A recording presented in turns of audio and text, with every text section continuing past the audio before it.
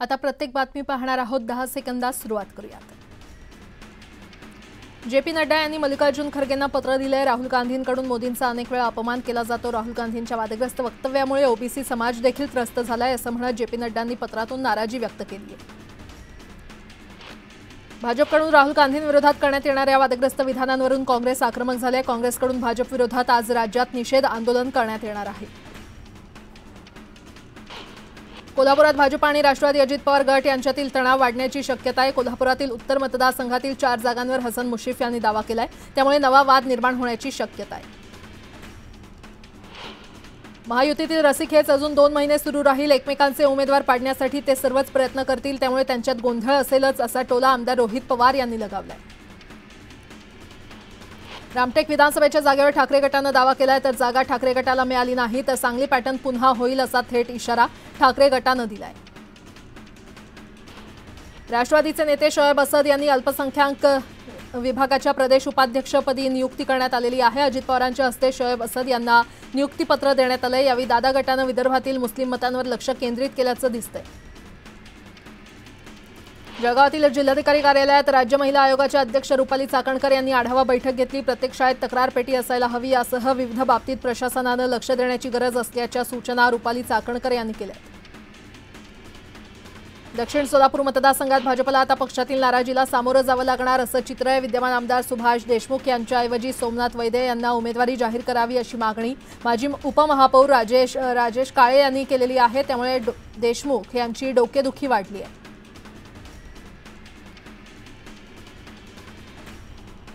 बीडमध्ये महायुतीत नाराजी नाट्य पाहायला मिळते। भाजपचे आमदार लक्ष्मण पवार यांनी थेट पालकमंत्री धनंजय मुंडेंवर आरोप केले, तर पंकजा मुंडेंना समस्या ऐकायला वेळच नसतो असं म्हणत त्यांनी नाराजी व्यक्त केली आहे।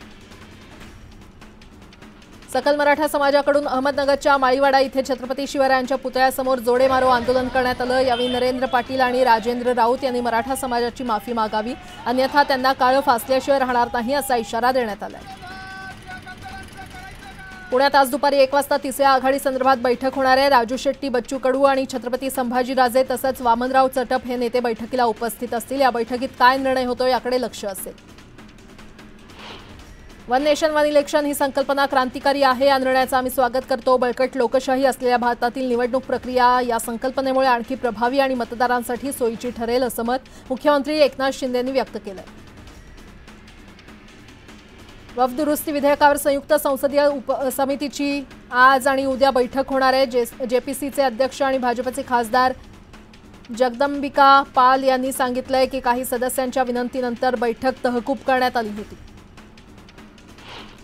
राजकोट पुतळा दुर्घटना प्रकरणी न्यायालयीन कोठडीत असणारा आरोपी चेतन पाटीलच्या जामीन अर्जावर आज सुनावणी होणार आहे। जिल्हा पोलीस आपलं म्हणणं न्यायालयात मांडतील।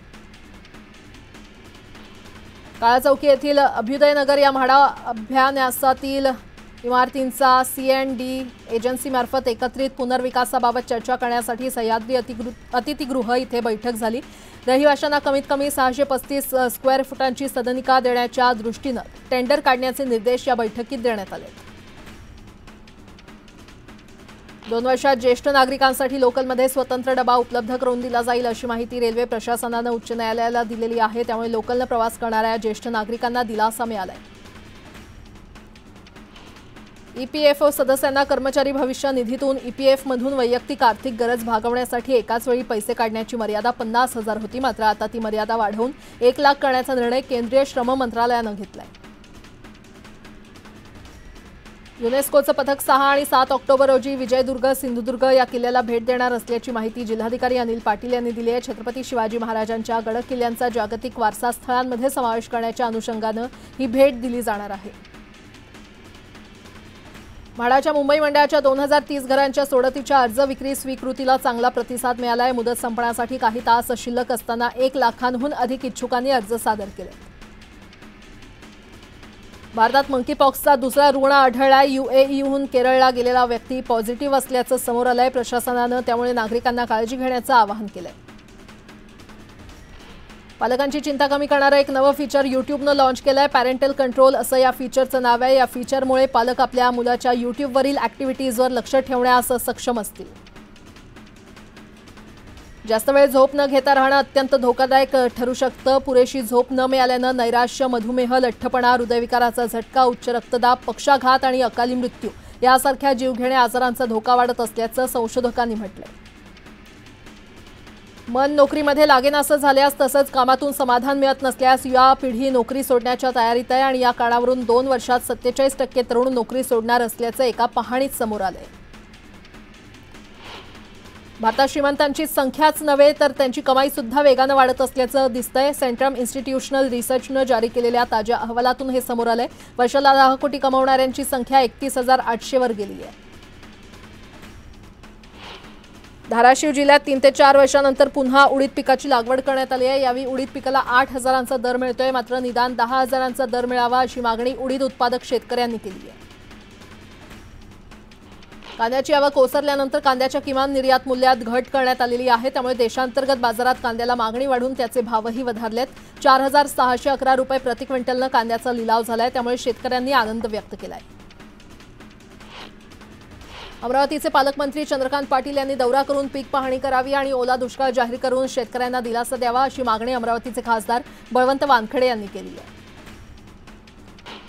अमरावतीत सोयाबीन पिकावर पिवळ्या रोगाचा प्रादुर्भाव झालाय, त्यामुळे सोयाबीनच्या उत्पादनात 50% घट होण्याचा अंदाज व्यक्त केला जातोय, त्यामुळे सोयाबीन उत्पादक शेतकरी संकटात सापडलाय। सोलापुरातील बार्शी तालुक्यातील सोयाबीन पिकांवर येलो मोझॅक रोगाचा प्रादुर्भाव झालाय, त्यामुळे शेतकऱ्यांच्या अडचणीत वाढ झालेली आहे। संग्रामपूर तालुक्यात वानखेडमध्ये डेंग्यू आजाराचा धोका वाढलाय, नागरिकांनी काळजी घेण्याचं आवाहन ग्रामपंचायतीनं केलंय। सांगली कोल्हापूर मार्गावर खड्डे पडल्यामुळे रस्त्याची चाळण झाली आहे, खड्ड्यांमुळे अपघाताचं प्रमाणही वाढलेलं आहे। बांधकाम विभाग रस्त्याच्या दुरावस्थेकडे दुर्लक्ष करत असल्याचा आरोप होतोय। राज्यात सर्वत्र पाऊस होत असताना केवळ नागपुरातीलच रस्ते पावसानं खराब कसे होतात असा सवाल करत नागपूर खंडपीठानं नाराजी व्यक्त केली आहे।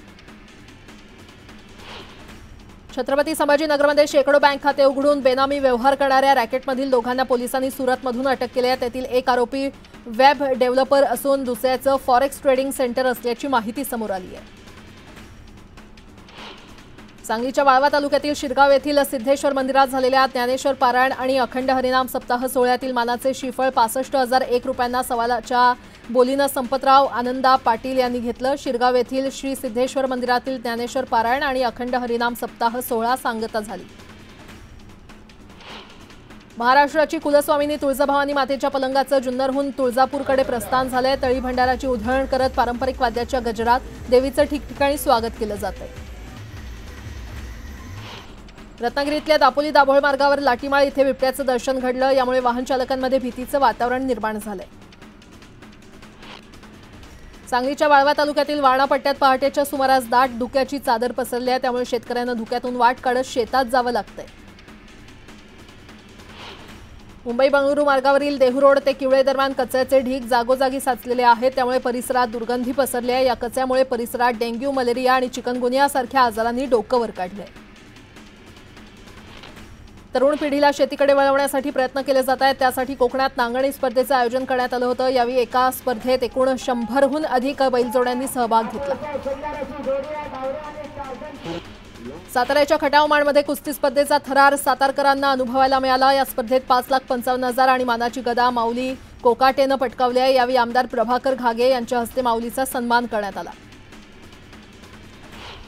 नियमांना डावलून गणेश विसर्जन मिरवणुकीमध्ये लेझर लाईटचा वापर करणं गणेश मंडळांच्या अंगलट आलंय। सांगलीमध्ये 9 मंडळांच्या अध्यक्षांसह एकूण 33 जणांवर गुन्हे दाखल करण्यात आले। जिंतूर तालुक्यातील चांदस गावात गणेश विसर्जनादरम्यान 13 वर्षीय भागवत अंभोरे हा मुलगा वाहून गेला होता। अखेर 18 तासानंतर त्याचा मृतदेह शोधण्यात प्रशासनाला यश आलंय। या घटनेनं गावात शोककळा पसरली आहे। धाराशिवमध्ये घरात कोंडून एका मतिमंद मुलीवर अत्याचार करण्यात आला। ही घटना कळताच पोलिसांनी तिची सुटका करत आरोपीला ताब्यात घेतलं, मात्र या मुलीची ओळख अद्यापही पटलेली नाही। गोंदियात वाढदिवसानिमित्त तलवारीनं केक कापत हवेत गोळीबार करण्यात आल्याची घटना घडली आहे। या प्रकरणी तिघांविरोधात रावणवाडी पोलिसांनी गुन्हा दाखल करत अटक केली आहे। बीडमध्ये कापसाच्या पिकात गांजाची लागवड केल्याचा धक्कादायक प्रकार समोर आला आहे। बीडचा बेलखंडी पाटोदा गावात ही घटना घडलेली आहे। यावेळी पोलिसांनी कारवाई करत लाखो रुपयांचा गांजा जप्त केला असून या प्रकरणात आरोपी विरोधात नेकनूर पोलिसात गुन्हा दाखल करण्यात आला आहे। सोलापुरातल्या बार्शीमध्ये 62 किलो गांजा जप्त करण्यात आलाय। या प्रकरणी गांजाची वाहतूक करणाऱ्या चौघांना पोलिसांनी ताब्यात घेऊन त्यांच्याकडून 30 लाखांचा मुद्देमाल जप्त केलाय। इंडिया विरुद्ध बांगलादेशच्या पहिल्या कसोटीत चाहते सज्ज झालेत। मात्र 19 सप्टेंबरपासून सुरू होणाऱ्या कसोटी सामन्यावर अस्मानी संकटाची शक्यता वर्तवली जाते। पहिल्याच दिवशी सामन्यावर पावसाचा परिणाम होण्याची शक्यता आहे। अफगाणिस्तान विरुद्ध दक्षिण आफ्रिका यांच्यात पहिला वनडे सामना रंगला। सामन्यामध्ये आफ्रिकन फलंदाजांची चांगलीच तारांबळ उडाली। अफगाण गोलंदाजांच्या धडाकेबाज गोलंदाजी समोर गुडघे टेकत आफ्रिकन संघ अवघ्या 106 धावांवर ऑल आऊट झाला। आयसीसीनं नुकतीच T20 क्रिकेटची क्रमवारी जाहीर केली आहे। नव्या क्रमवारीत हार्दिक पांड्याला मागे टाकत इंग्लंडच्या लियाम लिव्हिंगस्टोननं अष्टपैलू खेळाडूंच्या यादीत अव्वल स्थान पटकावलंय, तर सूर्यकुमार यादव फलंदाजांच्या यादीत दुसऱ्या स्थानावर कायम आहे। ऑस्ट्रेलियाचा माजी क्रिकेटपटू रिकी पॉन्टिंगची पंजाब किंग्सच्या मुख्य प्रशिक्षकपदी निवड झालेली आहे। एकदाही IPL ट्रॉफी न जिंकणाऱ्या पंजाब टीमचा कायापालट करण्याचं आव्हान पॉन्टिंग समोर असणार आहे। स्त्री 2 या चित्रपटानं बॉक्स ऑफिसवर धुमाकूळ घातलाय। चित्रपटानं अद्याप 586 कोटींची कमाई केली आहे। सर्वाधिक कमाई करणारा हिंदी चित्रपट असा नवा विक्रम स्त्री 2नं स्वतःच्या नावावर केलाय। बिग बॉस 16 फेम अब्दू रोझिकनं साखरपुड्यानंतर 4 महिन्यानंतरच आपलं लग्न मोडलं। अब्दू 19 वर्षांच्या अमिरातीशी विवाह करणार होता, मात्र सांस्कृतिक मतभेदांमुळे हा निर्णय घेतल्याचं त्यानं सांगितलंय। पुन्हा प्रदर्शित झालेल्या तुंबाड चित्रपटानं बॉक्स ऑफिसवर धुमाकूळ घातलाय। पहिल्या 5 दिवसांमध्ये तुंबाडनं 10.69 कोटींचा गल्ला जमवलाय। पुढील दिवसातही चित्रपटाची कमाई वाढण्याची शक्यता आहे। करीना कपूर खानच्या सिनेसृष्टीतील कारकिर्दीला पुढल्या वर्षी 25 वर्ष पूर्ण होत आहेत। या पार्श्वभूमीवर करीनाच्या आयकॉनिक भूमिकांचा चित्रपट महोत्सव भरवला जाणार आहे। 20 ते 27 सप्टेंबर दरम्यान 15 शहरातील 30 चित्रपटगृहांमध्ये हे चित्रपट दाखवले जातील। यासोबतच बातमीपत्रात एक छोटासा ब्रेक। पाहत रहा न्यूज 18 लोकमत।